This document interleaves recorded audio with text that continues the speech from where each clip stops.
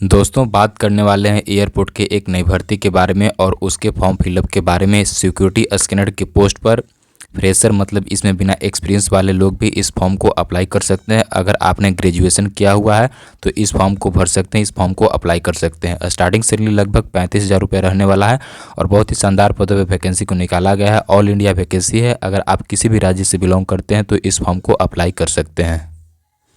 दोस्तों form apply करने के लिए हम लोगों को कोई सा भी ब्राउज़र ओपन करना है, गूगल या क्रोम, और आकर के सर्च करना है WICLAS.AERO लिख करके। हम लोग जैसे ही सर्च करेंगे हम लोगों के सामने इस तरीके का इंटरफेस खुल करके आ जाएगा। सबसे फर्स्ट में जो वेबसाइट का लिंक आएगा उस ऑप्शन पे हम लोग क्लिक करेंगे।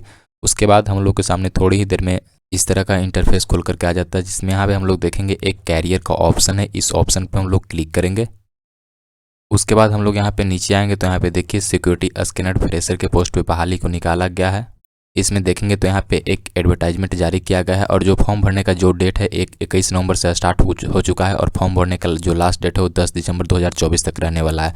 हम लोग इस ऑप्शन पे क्लिक कर करके एडवर्टाइजमेंट को चाहें तो पढ़ सकते हैं। हम लोग का एडवर्टाइजमेंट कुछ इस तरीके से यहाँ पे दिखेगा। ये एडवर्टाइजमेंट जो है कि 19 नवंबर 2024 को जारी किया गया था। इसमें हम लोग यहाँ पे नीचे आएंगे। इसमें हम लोग देखें तो यहाँ पे चीफ इंस्ट्रक्टर पे सब हायर पोस्ट के लिए आ जाता है। हम लोग यहाँ पे एक देखेंगे तो यहाँ पे एक सिक्योरिटी स्कैनर फ्रेशर का पोस्ट है, जिसमें 274 पदों पे यहाँ पे बहाली को निकाला गया है। उसके बाद यहाँ पे देखिए place of posting Goa, Leh, Port Blair, Surat, Vijayawada में यहाँ पे एयरपोर्ट पर आप लोगों का बहाली लगने वाला है। उसके बाद फॉर्म का लास्ट डेट एप्लीकेशन का बात करें तो 10/12/2024 तक लास्ट डेट इसका फॉर्म अप्लाई किया है। उसके बाद और हम लोग यहाँ पे नीचे आएंगे।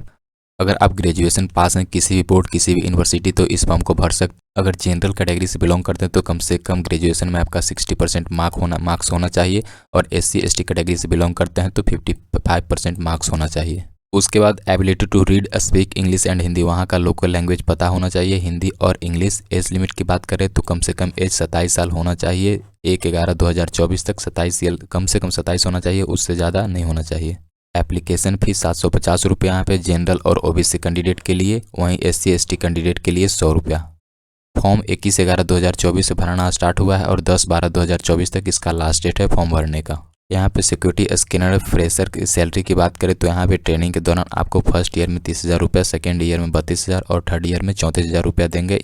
इसी तरह से आप लोग का जब ट्रेनिंग कंप्लीट हो जाएगा तो यहाँ पे पैसा टोटल कितना मिलेगा देख सकते हैं। बहुत से स्टूडेंट को दिक्कत होता है कि इसमें एग्ज़ाम हो गया, किस तरीके से सिलेक्शन प्रोसेस क्या होगा। तो बिल्कुल एग्ज़ाम नहीं होगा, इसमें सिलेक्शन प्रोसेस इंटरव्यू बेस्ड होगा। आप लोग का ईमेल आईडी पर मेल आएगा। अगर आपका सिलेक्शन होता है उसमें तो इंटरव्यू के जरिए आप लोग को इंटरव्यू होगा। इंटरव्यू में अगर पास हो जाते हैं तो डायरेक्ट आप लोगों का ट्रेनिंग होगा और ट्रेनिंग के बाद जॉब। अगर आप लोग का किसी और तरह का जानकारी चाहिए होगा तो यहाँ से आकर के इस वीडियो को यहाँ पे डाउनलोड कर करके नोटिफिकेशन को और आप पूरा डिटेल को पढ़ सकते हैं। फॉर्म अप्लाई करने के लिए यहाँ पे अप्लाई का एक सेक्शन देखेगा, इस ऑप्शन पे क्लिक करेंगे। अगर आप फ्रेश और न्यू रजिस्ट्रेशन करना चाहते हैं तो क्लिक हियर टू रजिस्टर्ड के ऑप्शन पे क्लिक करेंगे।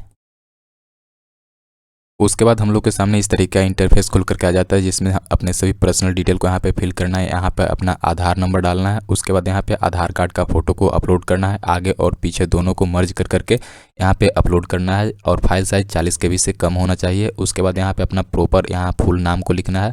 उसके बाद यहाँ पे अपना ईमेल आईडी लिखना है, एक पासवर्ड यहाँ पे बनाना है, यहाँ पे जेंडर का सिलेक्शन करना है, मेल है या फीमेल है।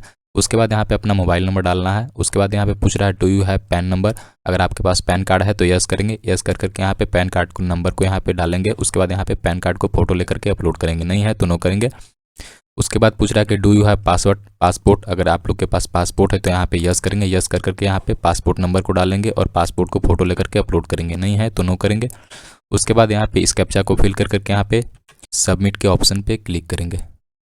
सबमिट के ऑप्शन पे क्लिक करते हम लोग का रजिस्ट्रेशन कंप्लीट हो जाता है। यहाँ पे देखिए लिख करके आता है user registration successfully, please check your email to verify your account. इसका मतलब हम लोग के मोबाइल पर जो ईमेल आईडी डाला है उस ईमेल आईडी पर एक मेल गया होगा, उस पर क्लिक कर करके सिंपल से आप वेरीफाई उसको करेंगे। वेरीफाई करने के बाद यहाँ पे देखिए एक ऑलरेडी रजिस्टर्ड लॉगिन का ऑप्शन है, इस ऑप्शन पे क्लिक करेंगे। उसके बाद हम लोगों ने अभी जो ईमेल आईडी डाला था उस ईमेल आईडी को यहाँ पे फिल करेंगे। उसके बाद जो पासवर्ड बनाया था उस पासवर्ड को यहाँ पे डालेंगे। इस कैप्चा को यहाँ पे फिल कर करके लॉगिन के ऑप्शन पे क्लिक करेंगे। उसके बाद हम लोग यहाँ पे ऑटोमेटिक लॉगिन हो जाते हैं, पता भी नहीं चलता है कि कब हम लोग यहाँ पे लॉगिन पेज पे आए, कब लॉगिन हुए हैं। इसमें हम लोग यहाँ पे नीचे आएंगे तो यहाँ पे देखिए एक अप्लाई का ऑप्शन दिखेगा है, इस ऑप्शन पे हम लोग क्लिक करेंगे। उसके बाद हम लोग के सामने इस तरह का इंटरफेस खुल करके आ जाता है, जिसमें यहाँ पे पर्सनल डिटेल को, सारे डिटेल को फिल करना है। सबसे फर्स्ट में यहाँ पे आ जाता है अपना नाम। यहाँ पे अपना नाम डालेंगे, फर्स्ट नेम। उसके बाद मिडिल नेम है तो डालें, अदरवाइज इसको छोड़ सकते हैं। उसके बाद यहाँ पे लास्ट नेम को डालना है। यहाँ फादर्स नेम डालेंगे, मदर्स नेम डालेंगे, जेंडर पहले से ऑटोमेटिक फिल रहेगा। उसके बाद यहाँ पे डेट ऑफ बर्थ डालेंगे। यहाँ मोबाइल नंबर पहले से फिल रहेगा, कोई अल्टरनेटिव एक्स्ट्रा मोबाइल नंबर है तो यहाँ पे डालेंगे, अदरवाइज इसको छोड़ सकते हैं। उसके बाद यहाँ पे ईमेल आईडी पहले से फिल रहेगा। यहाँ पे परमानेंट एड्रेस को डालना है, प्रॉपर एड्रेस को यहाँ पे डालना है। जैसे आप लोग गांव से या कहीं से बिलोंग करते हैं तो सबसे पहले नंबर पर विलेज लिखेंगे, उसके बाद पोस्ट, पुलिस स्टेशन, डिस्ट्रिक्ट, इस तरीके से आप लोग प्रॉपर एड्रेस को यहाँ पे डालेंगे। अगर प्रेजेंट एड्रेस और परमानेंट एड्रेस दोनों सेम है तो इस बॉक्स पे क्लिक करेंगे तो यहाँ पे ऑटोमेटिक लिखा करके आ जाएगा। दोनों अलग अलग है तो परमानेंट एड्रेस को अलग डालेंगे और यहाँ पे कॉरेस्पॉन्डेंस एड्रेस को अलग डालेंगे। उसके बाद और हम लोग यहाँ पे नीचे आएंगे तो यहाँ पे कंट्री का नाम लिखना है, जैसे हम लोग यहाँ पे इंडिया लिख लेते हैं। उसके बाद यहाँ पे स्टेट का नाम लिखना है। उसके बाद यहाँ पे सिटी का सिलेक्शन करना है। सिटी के ऑप्शन में आप लोग यहाँ पे अपना जिला का सिलेक्शन कर सकते हैं।